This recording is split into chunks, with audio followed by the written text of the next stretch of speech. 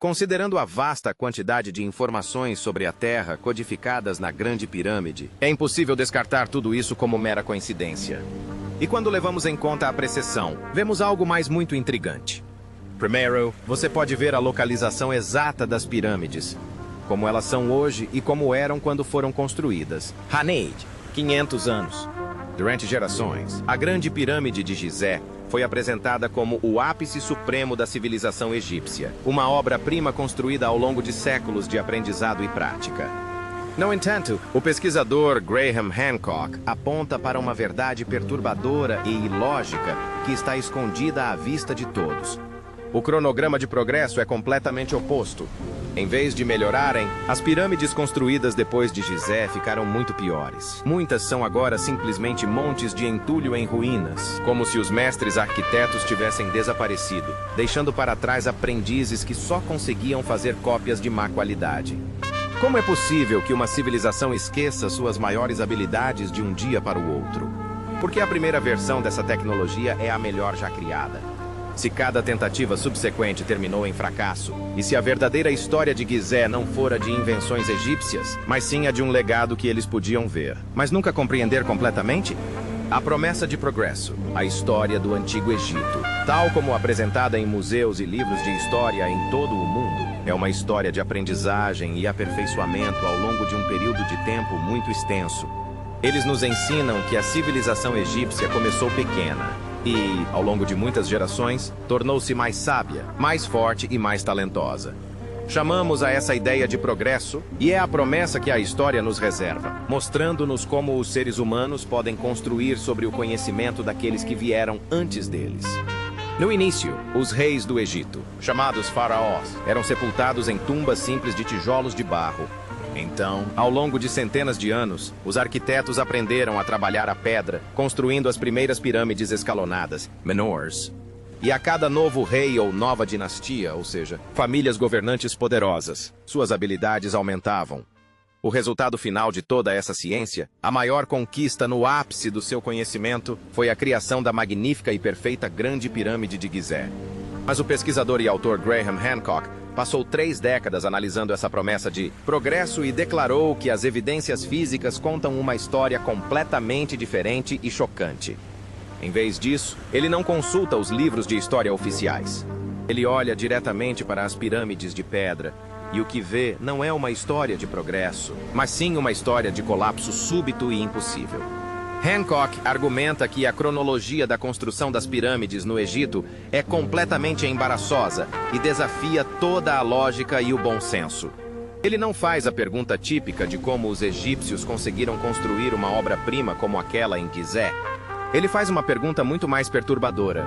Como conseguiram atingir um nível de perfeição absoluta e depois esquecer imediatamente tudo o que haviam aprendido? Este enigma é a chave para desvendar todo o mistério de quem realmente construiu as pirâmides. Graham Hancock argumenta que as evidências não estão escondidas em textos antigos, mas sim registradas na qualidade das pedras e na engenharia das próprias construções. Ele sugere que não observemos o que os egípcios construíram em Gizé, mas sim o que tentaram construir posteriormente e não conseguiram. Para entender essa incrível história de tecnologia perdida, devemos primeiro retornar à suposta obra-prima em si, a Grand Pyramid, e examinar mais de perto as evidências que a ligam ao seu proprietário oficial. O problema, como veremos, não é apenas que as evidências sejam fracas, mas que elas sejam inexistentes. O legado sem mestre, toda a narrativa oficial que nos contam sobre o progresso do Egito, baseia-se inteiramente em uma ideia muito importante. A ideia de que a Grande Pirâmide de Gizé foi construída como o túmulo final do faraó Khufu. De acordo com essa cronologia, todas as pirâmides menores e menos perfeitas foram construídas primeiro e foram o resultado de longos anos de aprendizado, enquanto a Grande Pirâmide foi o produto final, o grande projeto para completar toda uma civilização.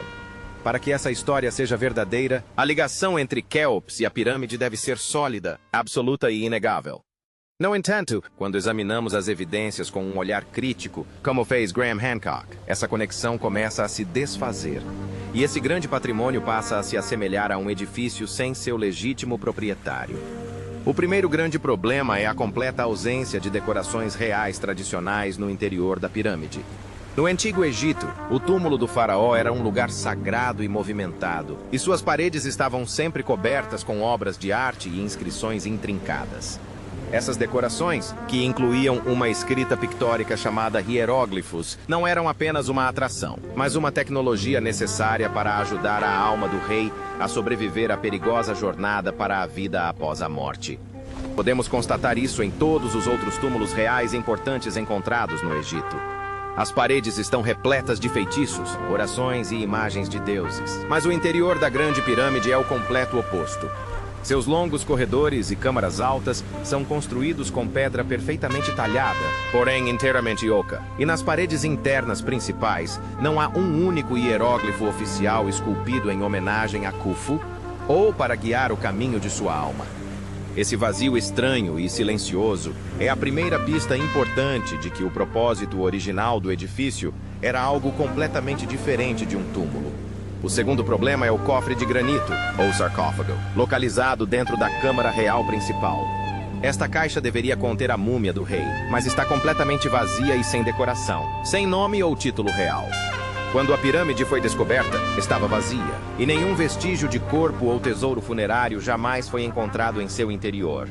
A explicação mais comum é que ladrões de túmulos roubaram tudo há milhares de anos. Mas isso não explica por que eles também removeram todas as esculturas e inscrições das paredes. Isso nos leva à última e mais controversa prova. A única evidência de uma ligação direta entre Khufu e a pirâmide são vestígios de tinta vermelha grosseira encontrados em pequenas câmaras fechadas, localizadas muito acima da Câmara do Rei. Esses vestígios, semelhantes a rabiscos de operários, só foram descobertos em 1837, quando o explorador britânico, Coronel Howard Vyse, usou pólvora para penetrar nessas salas escondidas. Para Graham Hancock, é inacreditável que a propriedade do edifício mais magnífico da Terra se baseie unicamente em alguns vestígios questionáveis de tinta encontrados em um local escondido, em vez de uma grande inscrição oficial nas paredes principais, visível a todos. A falta de evidências levou Hancock a propor outra teoria que explica perfeitamente todos esses problemas. E se o faraó Khufu e sua dinastia não tivessem construído a Grande Pirâmide, mas fossem os primeiros a descobri-la, já antiga e erguendo-se silenciosamente em um planalto? Essa teoria postula que os egípcios não foram os arquitetos originais, mas meramente os herdeiros de uma herança sem estado. A evidência mais convincente para essa ideia incrível não é encontrada ao se explorar as profundezas da própria Grande Pirâmide, mas sim ao observar as pirâmides desastrosas e em ruínas que faraós posteriores tentaram e falharam construir à sua sombra, suas cópias imperfeitas. Se os faraós egípcios da quarta dinastia, na época de Khufu, fossem os sucessores, e não os inventores, das pirâmides de Gizé, poderíamos ver o que aconteceu quando eles e os reis que os sucederam tentaram construir suas próprias pirâmides do zero. As evidências históricas e arqueológicas são inequívocas neste ponto, e fornecem a prova mais robusta para apoiar a teoria de Graham Hancock.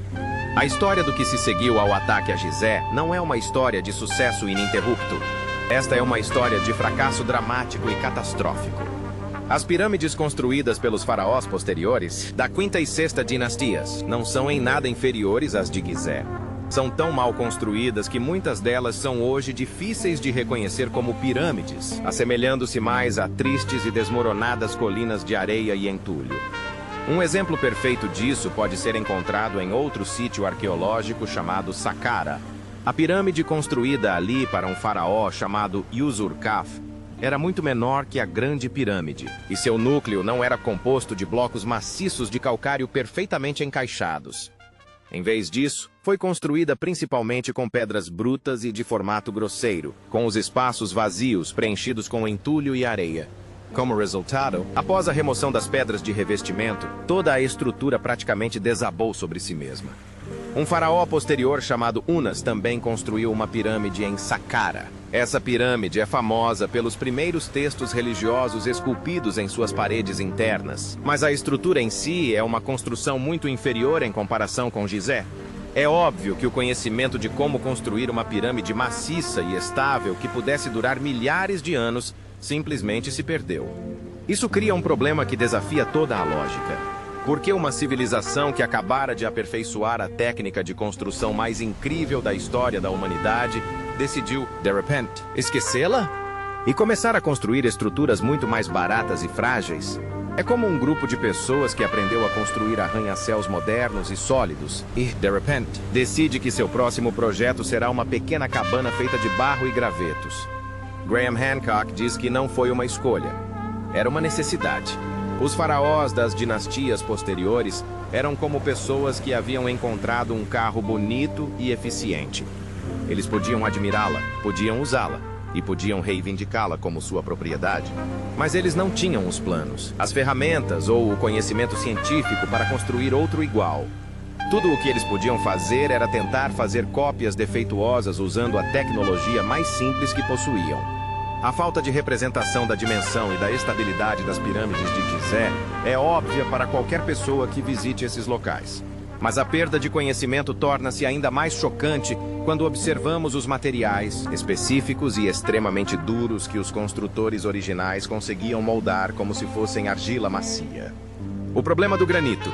Uma pista importante é o fato de que faraós posteriores não conseguiram construir pirâmides tão grandes e estáveis quanto as de Gizé. O mistério se aprofunda ainda mais quando analisamos os materiais específicos utilizados pelos construtores originais.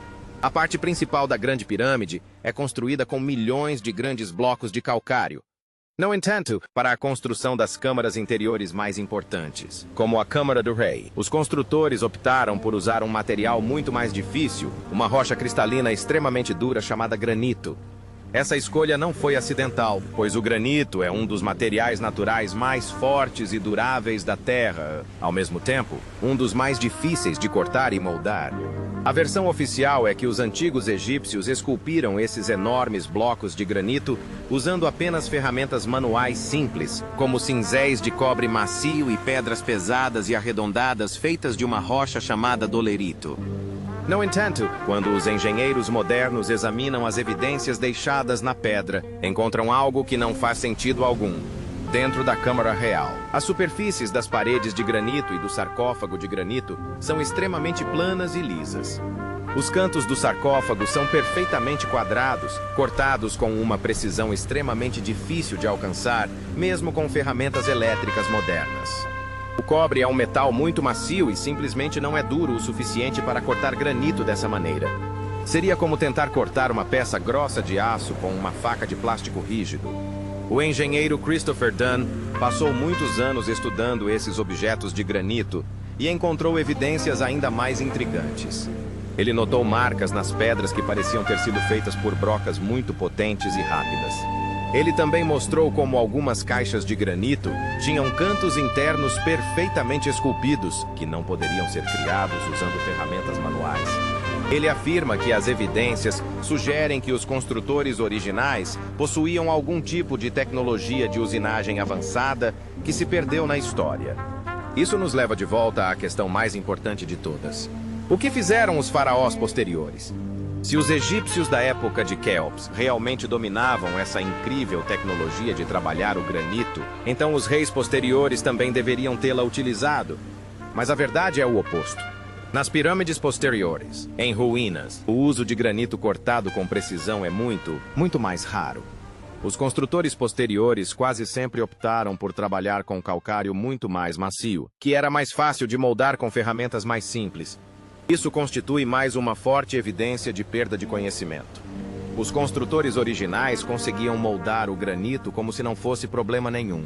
Embora os egípcios posteriores evitassem esse material sempre que possível, sua incapacidade de trabalhar com essa pedra extremamente dura é mais uma prova de que eles não foram os inventores da tecnologia que tentavam copiar. Isso nos obriga a fazer uma pergunta muito antiga. Para encontrar a resposta, precisamos analisar um tipo diferente de pista. Uma pista que não foi esculpida pelo homem, mas sim pelo próprio homem ao longo de um período muito longo. Traço de água. As evidências das pirâmides em ruínas e o problema do granito duro sugerem fortemente que as dinastias egípcias estavam trabalhando em uma tecnologia que não inventaram. Tecnologia que era muito mais antiga. Mas quão mais antigo pode ser? Para encontrar uma possível resposta a essa pergunta, devemos deixar as pirâmides para o gigante. Um monumento misterioso no Planalto de Gizé. Grand Esfinge. A esfinge é uma estátua enorme com corpo de leão e cabeça de homem. Foi esculpido em um único bloco sólido de calcário natural. A versão oficial é que a esfinge foi criada pelo faraó Khefren, o mesmo rei que construiu a segunda maior pirâmide de Gizé, o que tornaria a estátua com cerca de 500 anos. Por muito tempo. Essa história foi amplamente aceita. No entanto, na década de 1990, um cientista olhou para a esfinge com olhos completamente diferentes. O cientista era o Dr. Robert Schoch, geólogo e especialista no estudo das rochas e de como elas são alteradas pela ação da Terra e do clima ao longo de extensos períodos de tempo. Ele não tinha interesse na arte ou na história da esfinge.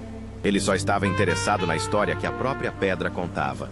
Ao observar atentamente o corpo da esfinge e as paredes íngremes da cova rochosa onde o túmulo estava localizado, ele notou algo que parecia completamente fora de lugar. Ele viu canais e sulcos profundos e verticais que iam do topo à base da rocha. Ele reconheceu imediatamente as marcas como sinais clássicos de erosão hídrica, o tipo de dano que ocorre quando chuvas fortes caem sobre um pedaço de pedra ao longo de milhares de anos. A chuva dissolve lentamente a rocha e a levanta, criando padrões verticais profundos. O problema com essa descoberta é muito grande. O Planalto de Gizé fica no meio do deserto e tem sido extremamente seco por pelo menos 0 anos, com muito pouca chuva. O vento e a areia no deserto também podem causar erosão, mas a erosão eólica é completamente diferente. A aparência é de listras horizontais e superfícies lisas e arredondadas, em vez de sulcos verticais profundos. O Dr. Schoch concluiu que a única maneira da esfinge ter essas marcas em seu corpo seria se ela estivesse ali em uma época em que o clima naquela parte do mundo era muito mais úmido e caracterizado por chuvas fortes e regulares. A última vez que um clima semelhante prevaleceu nesta região foi no final da última grande era glacial, mais de 7,000 anos antes da época dos faraós. Evidências geológicas indicam que a esfinge não tem 500 anos, mas pode ter 12,000 anos ou até mais. Este lugar é um monumento de pedra gigantesco e extremamente avançado tecnologicamente, construído bem no coração de uma época em que, como a história nos ensina, apenas tribos simples de caçadores-coletores viviam na Terra. E se a esfinge é tão antiga, quem eram as pessoas que tinham as habilidades e a organização para criá-la? Retrato de uma geração. 0. A erosão hídrica da esfinge leva à conclusão surpreendente de que uma civilização avançada construía monumentos de pedra maciços em Gizé milhares de anos antes dos primeiros faraós do Egito. Essa data, que remonta a mais de 0 anos atrás, situa esses construtores misteriosos bem no final da última era glacial. Graham Hancock não acredita que essas pessoas fossem extraterrestres. Ele acredita que eles eram uma civilização humana incrivelmente avançada, que foi completamente esquecida pela história. Ele chamou essa civilização perdida de geração 0 porque eles foram os arquitetos originais, os primeiros mestres de uma tecnologia e ciência que quase desapareceram completamente da face da Terra. Essa foi a geração que aprendeu a construir com pedras enormes, a cortar granito duro com precisão e a criar monumentos que pudessem durar séculos. Então, para onde foi essa civilização avançada? Hancock, assim como um número crescente de outros cientistas, acredita que a geração 0 foi quase completamente dizimada por uma série de terríveis catástrofes globais que ocorreram entre 600 anos atrás. Geólogos encontraram evidências em todo o mundo de que uma catástrofe dessa magnitude ocorreu durante esse período. Um período de inundações massivas, mudanças climáticas rápidas e evidências de que parte de um cometa pode ter atingido a Terra. Esse evento catastrófico destruiria cidades, romperia o litoral e mergulharia o mundo inteiro na escuridão da Era do Gelo, pondo fim ao desenvolvimento de civilizações avançadas da Era do Gelo. No entanto, algumas pessoas sobreviveram. E esses sobreviventes eram como guardiões da chama sagrada do conhecimento de seu mundo perdido, nos séculos e milênios que se seguiram à catástrofe. Esses pequenos grupos de sobreviventes viajaram pelo mundo, transmitindo fragmentos de seu conhecimento avançado para as tribos de caçadores-coletores mais primitivas que também sobreviveram. Podemos encontrar vestígios desse conhecimento perdido em muitos lugares. Outro templo de pedra imenso e incrivelmente complexo, também com mais de 11. Zero Honor, foi descoberto em Göbekli Tepe, na Turquia. Mitos antigos de culturas de todo o mundo, dos Andes na América do Sul à Índia antiga, contam histórias quase idênticas. Contam histórias de sábios mestres divinos que chegaram pelo mar após o grande dilúvio e ensinaram aos seus ancestrais os princípios básicos da civilização, como cultivar a terra, observar as estrelas e construir com pedra. A imagem que emerge não é a de faraós inventando as pirâmides, mas sim a de faraós descobrindo os últimos grandes monumentos da geração zero, uma civilização que foi a verdadeira, embora agora esquecida, mãe de todas as civilizações subsequentes. E se essa história for verdadeira, então devemos nos perguntar por que essa ideia poderosa e lógica é rejeitada com tanta veemência pelos guardiões da nossa história oficial. A luta pelo patrimônio, pelas evidências da existência de uma civilização mais antiga e perdida que criou os monumentos de Gizé, parece óbvia e lógica. Explica o início impossível, a queda repentina, o problema do granito e a antiguidade da esfinge. Então, por que essa ideia não é ensinada nas universidades e aceita pela maioria dos egiptólogos e arqueólogos? Graham Hancock acredita que isso não tem nada a ver com ciência. Trata-se de proteger a história, que tem sido a base da nossa compreensão da história por mais de um século. A egiptologia moderna baseia-se na premissa de que os antigos egípcios foram os únicos criadores de sua extraordinária civilização e que as pirâmides de Gizé representam sua maior e mais original conquista. Essa ideia é motivo de grande orgulho não apenas para os egiptólogos, mas para toda a nação egípcia.